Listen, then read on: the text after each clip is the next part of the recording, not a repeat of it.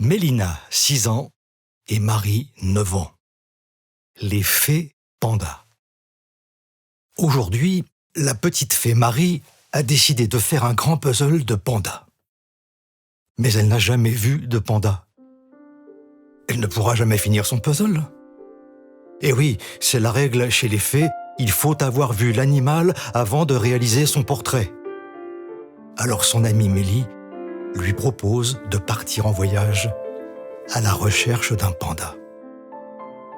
Mélie et Marie enfourchent leur trottinette électrique et décident d'aller en Chine, le pays des pandas. Elles pouvaient très bien utiliser leur baguette magique pour atterrir en quelques secondes, mais cela consomme trop d'énergie. Et comme elles sont fières d'être des fées du futur, c'est-à-dire des fées écolos, elles préfèrent économiser leur énergie et mettre des mois pour arriver en Chine. Dès leur arrivée sur la terre chinoise, elles foncent dans une grande forêt de bambous. C'est magnifique. Mais un monstre surgit pour leur barrer la route. Et oui, on ne traverse pas la forêt de bambous comme ça, sans embûches. Mélie et Marie se transforment aussitôt en géantes et écrasent le monstre comme une vulgaire fourmi.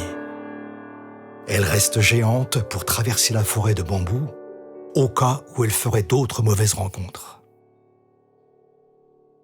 Au loin, elles entendent les pleurs d'un bébé. Elles se rapprochent.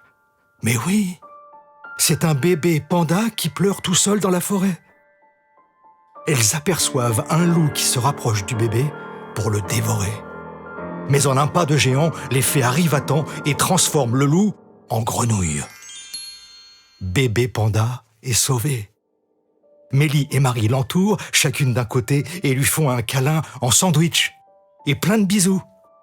D'un coup de baguette magique, elle retrouve la famille de bébés pandas. La famille panda est si heureuse d'être réunie. Après des câlins sandwich et des bisous, les pandas organisent une super bambou party. Mélie et Marie les aident. Elles transforment des bambous en bambou chocolat pour le plaisir des enfants. Elles prennent des photos de leurs amis pandas avec un appareil magique qui envoie des paillettes et des étoiles pour illuminer la fête et qui crée des gaufres et des bonbons au milieu des bambous. Après de merveilleuses vacances avec les pandas, Mélie et Marie rentrent chez elles. Mélie expose dans la chambre la photo des pandas pour ne jamais les oublier. Et Marie peut terminer son puzzle.